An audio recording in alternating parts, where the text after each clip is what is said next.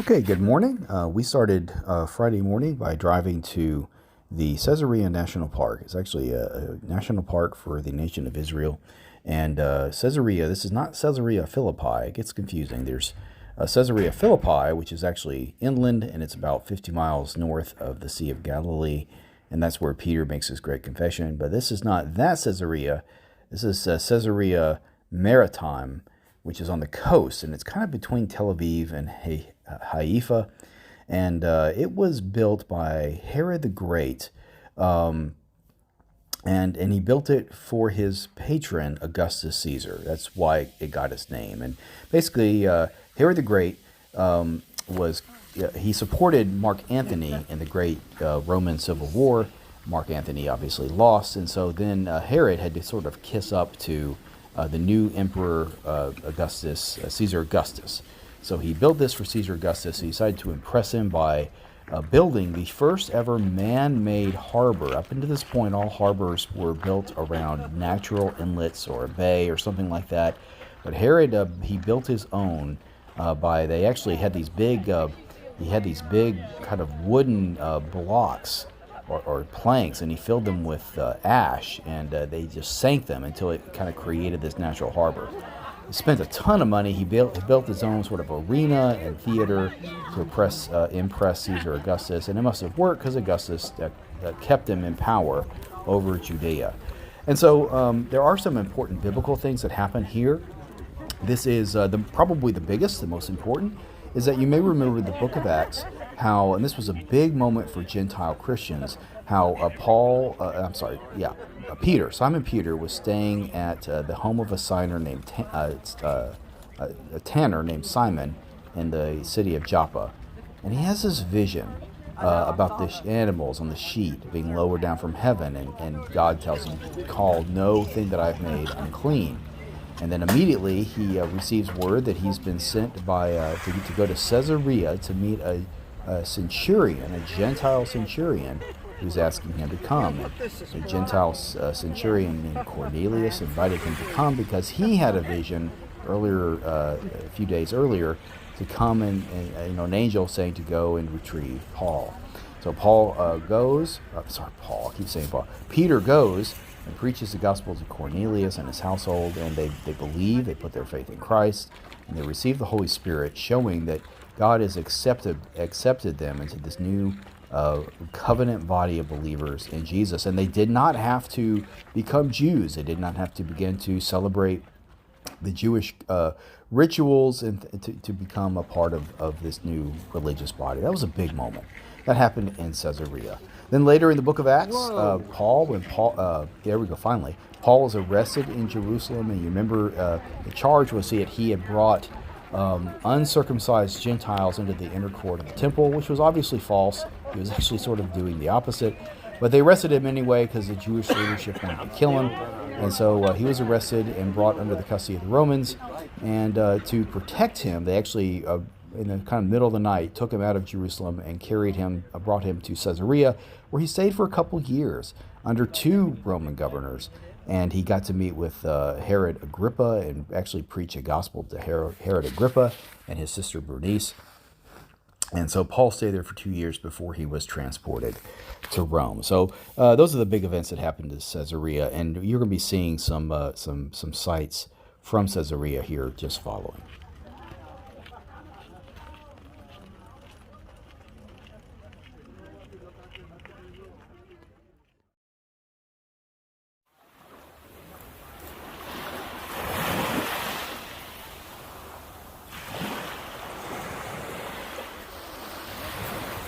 Beautiful. Thank you. Right. They're so smooth. They're so fine.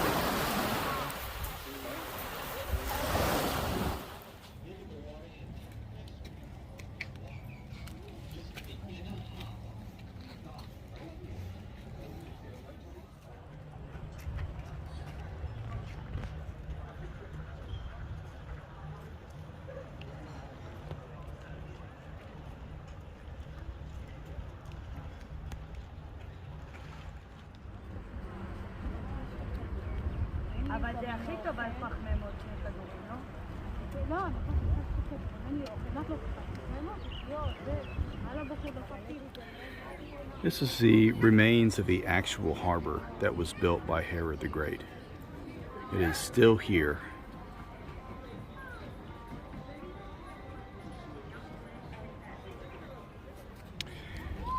Here are the remains of a pagan temple that Herod built. One thing about Herod is he was only half Jewish, and he was buddies with Rome, and so he had to kind of try and keep the Jews in Judea happy with him, but he also had to keep Rome happy with him, and Rome, of course, was a pagan power, and so he built this pagan temple here that, you know, kind of ingratiated him with Rome, but did not go well with his Jewish subjects. As we head back to the bus, we're going to go through a gate. This was created by the Crusaders in one of the Crusades to Palestine. This is a moat surrounding the fortress that the Crusaders built. It was actually Louis IX built this, and when the Muslims retook it, they tore down these walls. These walls, he said, were 40 feet higher than what you see now. But this was a Crusader fortress, and here's the moat. I'm going to walk around and show the other side of it. So you imagine the water, classic moat water surrounding this fortress. All right, this is the remains of the Roman aqueduct that was built to feed water into Caesarea. The engineering of these are amazing. They went miles, and it has to be a steady grade downward to keep the water flowing. And then this thing stretched for miles and miles. Okay, the second stop on Friday was another national park. This is a national park for Tel Megiddo. And Tel Megiddo is one of the most important historical sites for Israel, particularly for the Old Testament period.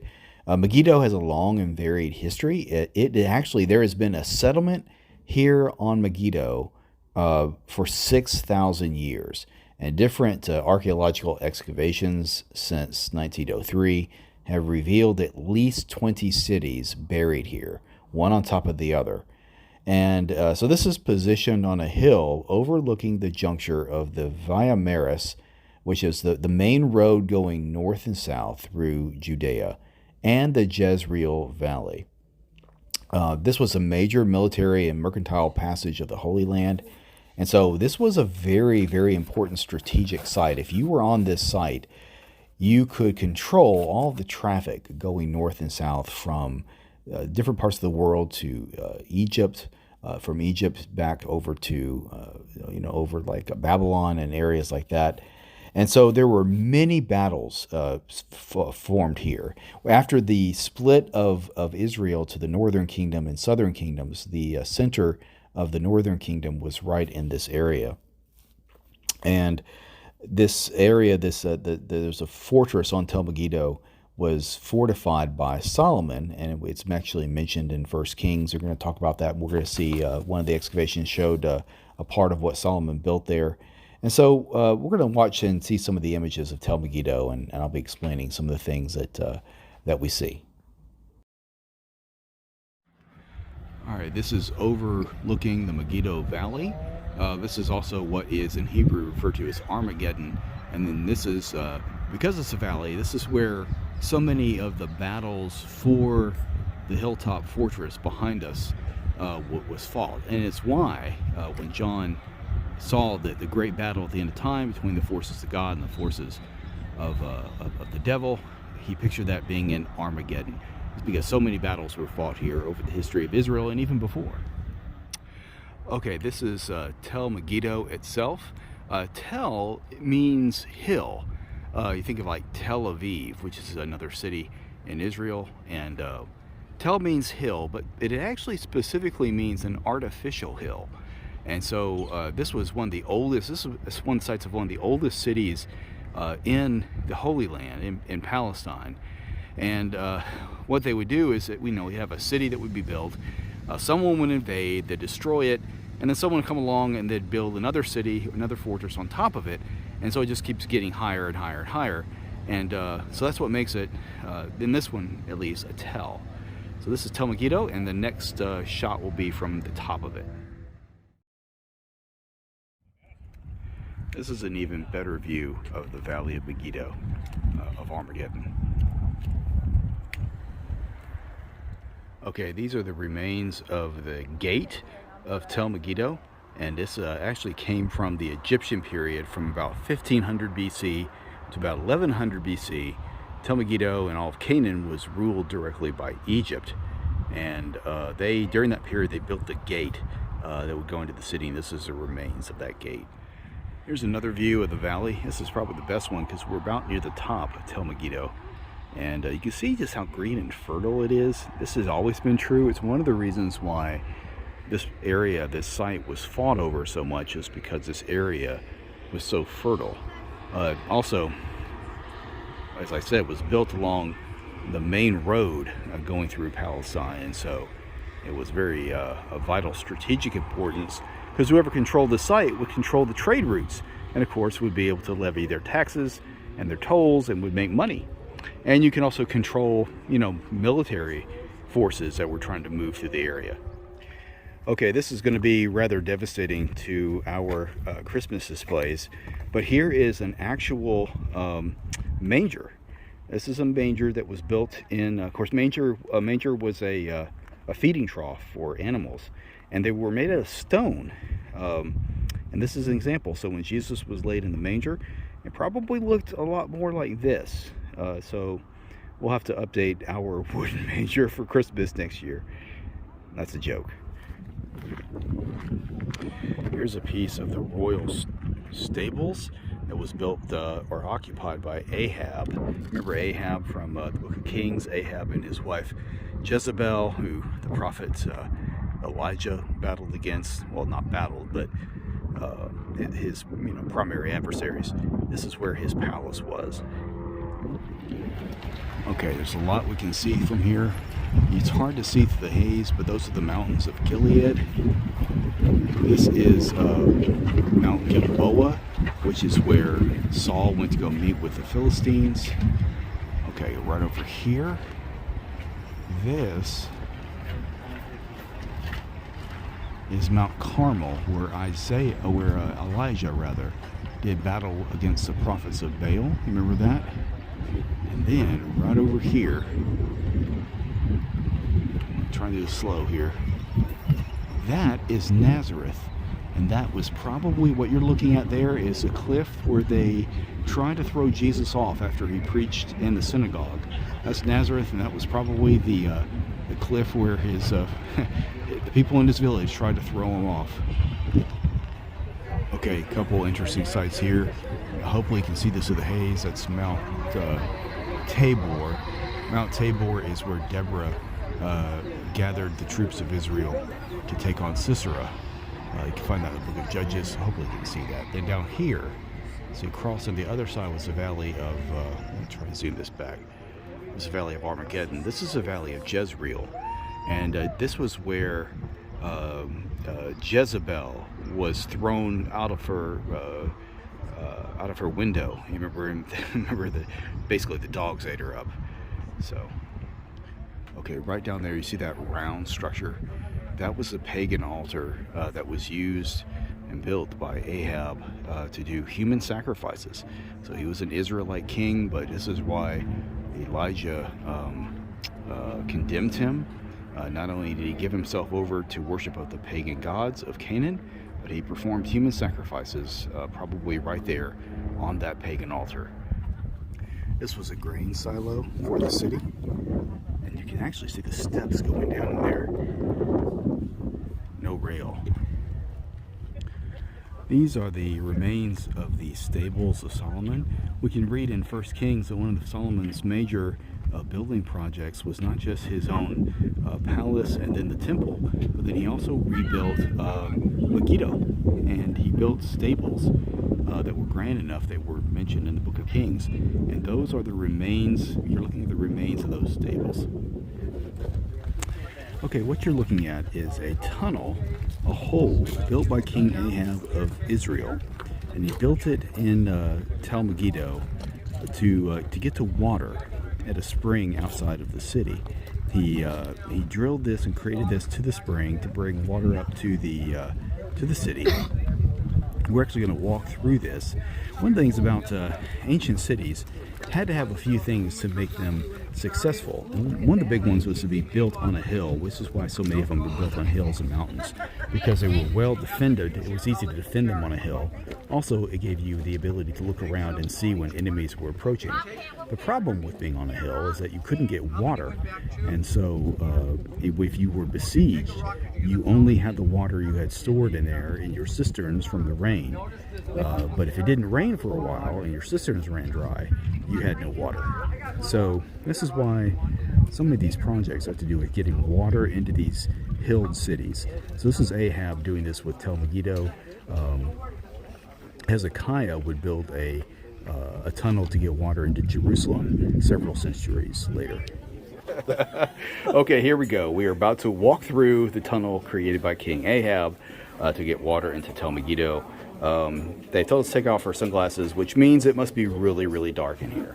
So hopefully I will see you when I get out.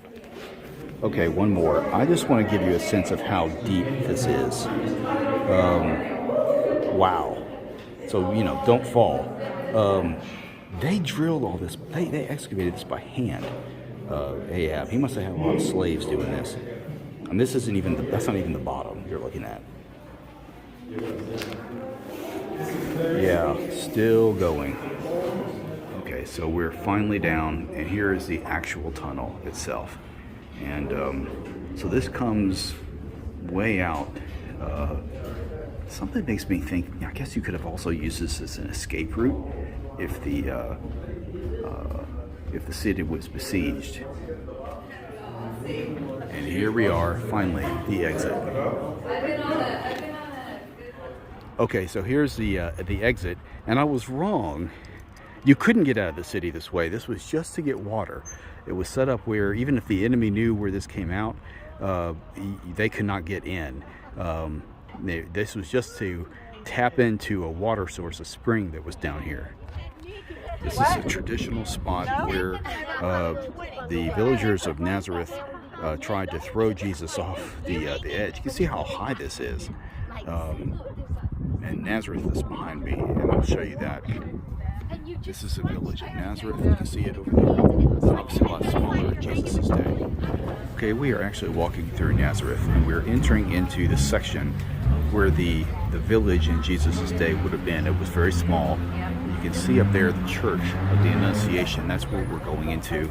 And this is a traditional site where Mary was spoken to by Gabriel. Okay, here is the Basilica of the Annunciation. We're about to enter it. Now over here, if you see that star, that is a site of the synagogue where Jesus was rejected by the townspeople in his hometown of Nazareth.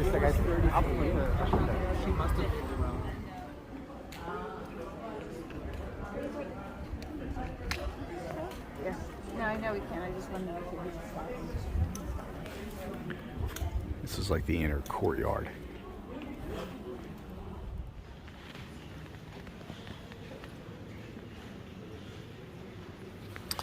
Okay, I'm doing a voiceover here because we could not talk in the grotto or the church, but this is a large sanctuary area approaching the grotto.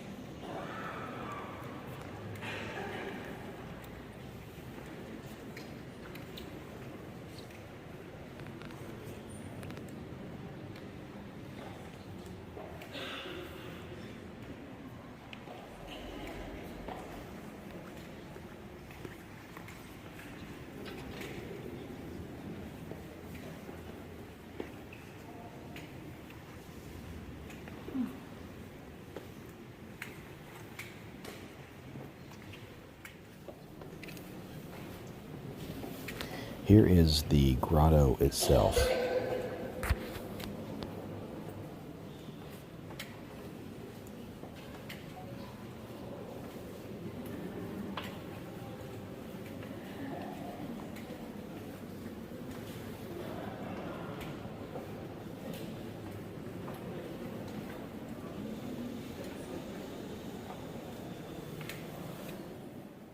Two in Jerusalem and one in Nazareth, the Garden of Gethsemane, and the site of the crucifixion of the Son of Man, and because of the Catholic Church's devotion to Mary. Okay, up here is the actual functional church. This is an actual Catholic parish, and you can see through there are parishioners and priests getting ready to celebrate Mass.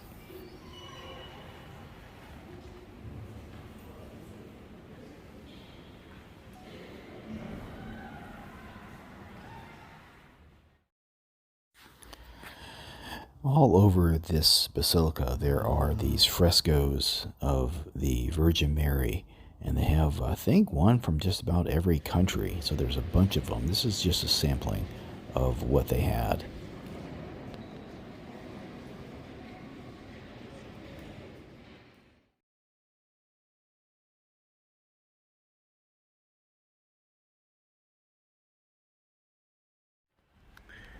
This is a statue of St. Joseph, and the church, the Basilica for St. Joseph, is up here to the right, and this is considered the center of Nazareth.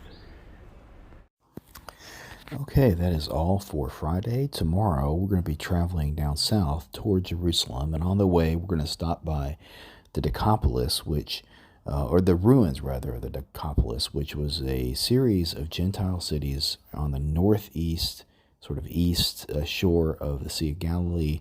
Jesus traveled to this area and healed the man that was possessed of all the demons. This is the healing where he sent them all into the pigs and they ran down into the water. We're also going to see the site of Jericho. Joshua fought the Battle of Jericho. We're also going to see the traditional site of the temptation of Jesus, and finally visit Qumran, where they found the Dead Sea Scrolls. So look forward to showing you what we see tomorrow on Saturday. Good night.